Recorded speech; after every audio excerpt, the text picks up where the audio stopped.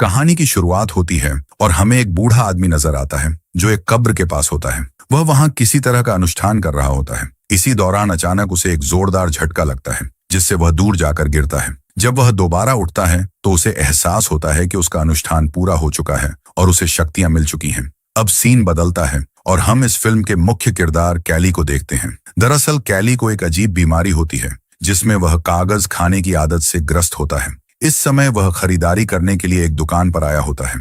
वहीं उसे उसके कुछ क्लासमेट मिल जाते हैं। वे कैली का मजाक उड़ाने लगते हैं। इसी दौरान वहां उसकी बचपन की दोस्त डोमिनी आ जाती है। वह उन लड़कों को रोकने की कोशिश करती है लेकिन वे और ज्यादा गुस्सा हो जाते हैं और कैली को उठाकर कचरे के डिब्बे में फेंक देते हैं। तभी डोमिनी हिम्मत दिखाती है और उन लड़कों को वहां से भगा देती है। अब कैली के साथ जो भी हुआ उसके लिए डोमिनी काफी परेशान हो जाती है। वह उससे कहती है, मैं तुम्हें स्कूल तक लिफ्ट दे सकती हूँ, लेकिन डोमिनी की दोस्त उसे ऐसा करने से मना कर देती है। उनका कहना होता है कि कैली अभी अभी कचरे में गिरा था और वे अपनी गाड़ी में गंदगी नहीं चाहती थी। इसके बाद जब कैली स्कूल पहुंचता है तो उसकी कचरे में फेंके जाने की वीडियो वायरल हो चुकी होती है। स्कूल में हर कोई उसका मजाक उड़ा रहा होता है। घर लौटने पर उसकी माँ उससे पूछती है, आज तुम्हारा दिन कैसा गया? इस पर कैली जवाब देता है, आज मेरी डोमिनी से बात हुई। उसकी माँ मुस्कुराते हुए कहती है, तुम दोनों अच्छे दोस्त हो और तुम्हें उसे डेट पर चलने के लिए कहना चाहिए। और शायद डोमिनी भी कैली को पसंद करने लगी थी। इसके बाद हमें उस कब्र का दृश्य दिखाया जाता है जहां बूढ़े आदमी को शक्तियां मिली थी। वहां एक आदमी आता है जिसका नाम रिडल होता है।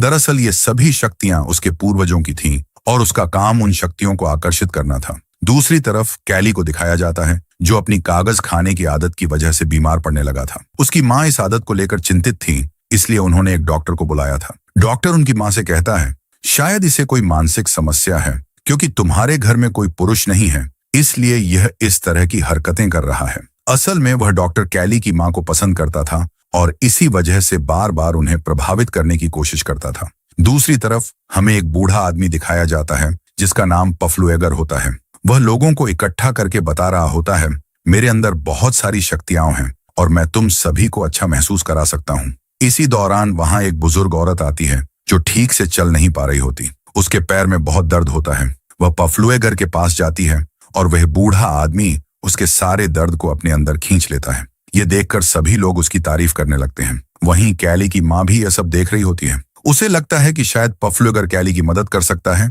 इसलिए वह उसे अपने घर आने का न्योता देती है। दूसरी तरफ रिडल भी इन घटनाओं को गौर से देख रहा होता है। वह पफ्लुएगर के पास जाता है और कहता है, जो शक्तियां तुम्हारे पास हैं वे तुम्हारे लिए खतरनाक साबित हो सकती हैं। ये सारी शक्तियां मेरे पूर्वजों की थीं और तुम्हें इन्हें मुझे लौटा देना चाहिए।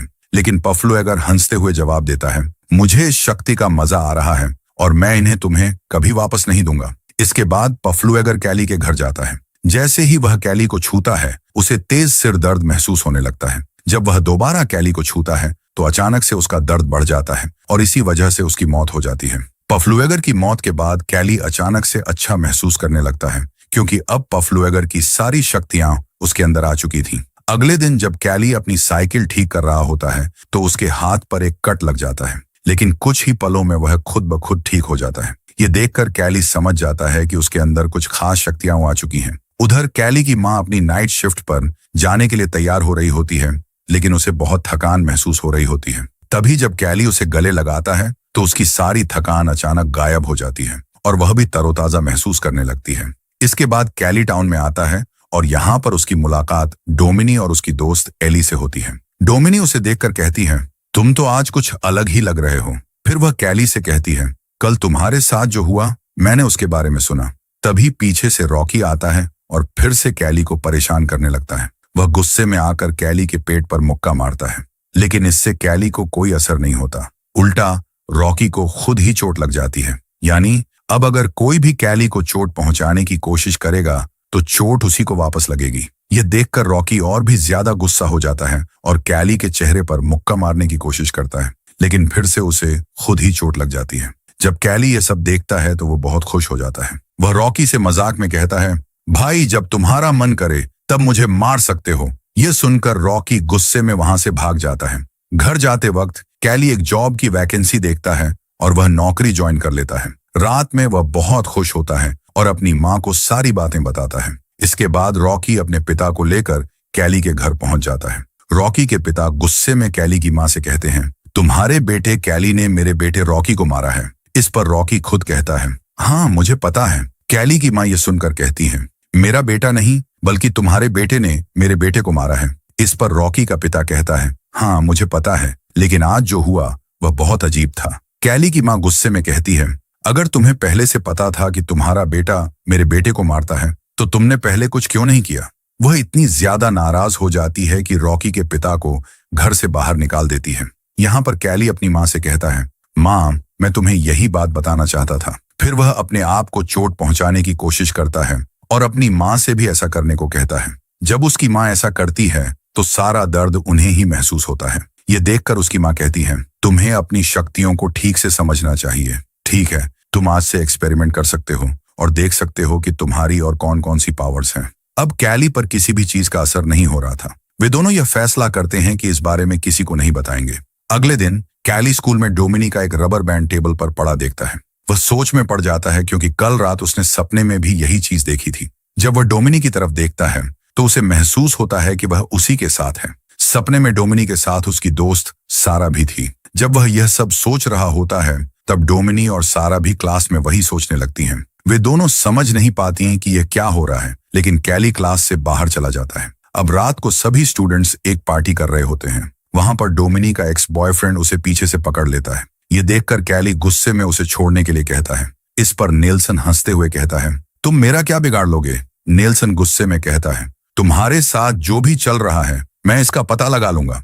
पार्टी खत्म होने के बाद कैली साइकिल से घर जा रहा होता है, लेकिन रास्ते में नेल्सन और उसके दोस्त उसे देख लेते हैं और उसे चोट पहुंचाने की कोशिश करते हैं। कैली संतुलन खो बैठता है और एक गाड़ी के सामने गिर जाता है, लेकिन कैली पर कोई असर नहीं होता, बल्कि गाड़ी चला रहे व्यक्ति की तुरंत मौत हो जाती है। इस घटना से कैली भी डर जाता है क्योंकि अब उसे अपनी शक्तियों का असली खतरा समझ आने लगा था। अब यहाँ पर डोमिनी और उसकी फ्रेंड्स भी पहुंच जाती हैं। यहाँ पर कैली डोमिनी को सब कुछ सच बता देता है। इसके बाद पुलिस भी पहुंच जाती है और कैली की मां भी।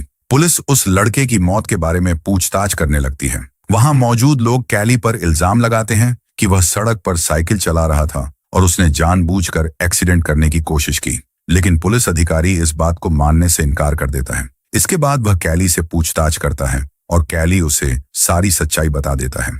हालांकि पुलिस को उसकी बात पर यकीन नहीं होता क्योंकि यह सिर्फ एक हादसा था, इसलिए इस केस को बंद कर दिया जाता है। दूसरी तरफ हमें रिडल को दिखाया जाता है जो पफ्लू एगर की कब्र के पास पहुंचता है। वहां जो पौधे उगे हुए थे उन पर रिडल जादू कर देता है। स्कूल में नेल्सन और उसके दोस्त कैली पर नजर रख रहे होते हैं क्योंकि वे अपने दोस्त की मौत का बदला लेना चाहते थे। इस बीच कैली और डोमिनी एक साथ बैठे होते हैं। डोमिनी कहती है कि एक नई मूवी आई है और वह उम्मीद करती है कि शायद कैली उसे डेट के लिए पूछेगा। कैली पहले तो बात समझ नहीं पाता, लेकिन आखिर में वह उसे डेट के लिए पूछ ही लेता है और डोमिनी हाँ कह देती है। इसके बाद जहां कैली काम करता था वहां रिडल उससे मिलने आता है। वह कैली से पूछता है कि क्या वह पफ्लू एगर को जानता है। फिर कैली उसे सब कुछ बता देता है। ये सुनकर रिडल समझ जाता है कि अब पफ्लू एगर की सारी शक्तियां कैली के अंदर आ चुकी हैं। रात में जब कैली घर आता है तो उसकी मां के सिर में दर्द हो रहा होता है, इसलिए वह दवाई लेने के लिए बाहर निकल जाता है। लेकिन बाहर नेल्सन और उसके दोस्त उसके घर पर नजर रख रहे होते हैं। उन्हें लगता है कि शायद कैली की मां घर से बाहर गई है और कैली अकेला है।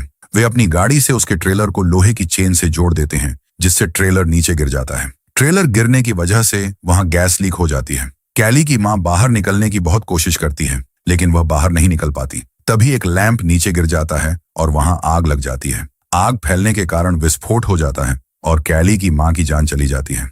जब तक कैली वहां पहुंचता है तब तक आग पूरी तरह फैल चुकी होती है। पुलिस को लगता है कि कैली भी जल चुका है, इसीलिए वे उसे अस्पताल भेज देते हैं। लेकिन बाद में पुलिस अफसर को पता चलता है कि कैली को कोई चोट नहीं आई। इसके बाद शेरिफ से मिलने के लिए रिडल आता है। वह पुलिस अफसर से कहता है कि हमारे पूर्वजों की शक्तियां अब कैली के अंदर आ चुकी हैं और हमें कुछ करना पड़ेगा, लेकिन अफसर उसकी बात पर ज्यादा ध्यान नहीं देता। अगले सीन में कैली की मां का अंतिम संस्कार दिखाया जाता है। वहां डोमिनी उसे सांत्वना देने के लिए आती है। जब सभी लोग चले जाते हैं तब कैली अपनी मां की कब्र के पास जाता है। वहां एक पत्ता पड़ा होता है जिसे वह उठाता है और खाने लगता है, लेकिन जैसे ही वह पत्ता खाता है उसे अजीब सा महसूस होता है और वह उल्टी करने लगता है।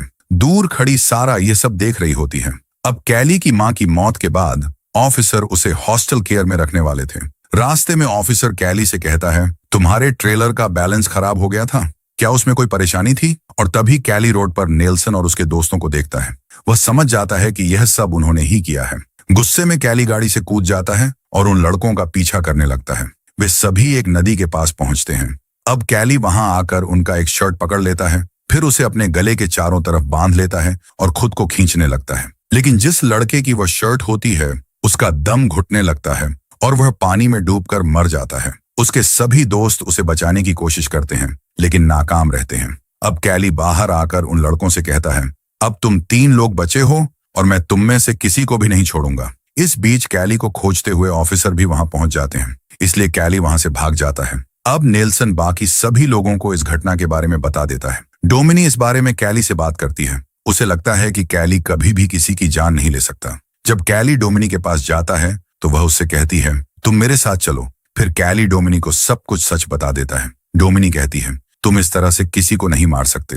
अगर तुम्हारी माँ जिंदा होती तो वह ऐसा कभी नहीं चाहती। कोई ना कोई तरीका जरूर होगा जिससे वे खुद तुम्हारी बात मान लेंगे। इस बात पर कैली मान जाता है। अब अगले दिन क्लास चल रही होती है, तब वहां कैली पहुंच जाता है। वह नेल्सन के सभी दोस्तों का मजाक उड़ाने लगता है। अब उनका एक दोस्त कैली पर हमला करने वाला होता है, लेकिन नेल्सन उसे रोक लेता है। इसलिए अब कैली उन्हें और ज्यादा उकसाने लगता है। जब ये लोग केमिस्ट्री लैब में होते हैं तब नेल्सन का एक दोस्त कैली पर एसिड फेंक देता है, लेकिन गलती से एसिड उसके अपने दोस्त के चेहरे पर गिर जाता है, जिससे उसका चेहरा जल जाता है और तुरंत उसकी जान चली जाती है। अब यहाँ पर डोमिनी कैली पर बहुत ज्यादा गुस्सा हो जाती है, इसलिए कैली वहां से चला जाता है। रात में सारा नेल्सन से मिलने आती है। वह उससे कहती है कि उसे भी अपने दोस्त की मौत का बदला लेना है। अब क्योंकि उसे कैली की कमजोरी के बारे में पता था, वह यह बात नेल्सन को बता देती है। दोनों जंगल में जाकर उन जादुई पत्तों को इकट्ठा करते हैं और लिक्विड बनाकर गैस के कैन में भर देते हैं। अगले दिन जब सभी लोग प्रैक्टिस कर रहे होते हैं तब वहां एक पुलिस अधिकारी उन्हें चेतावनी देने आता है और कैली भी वहां पहुंच जाता है। उसके पास एक ड्रिलिंग मशीन होती है।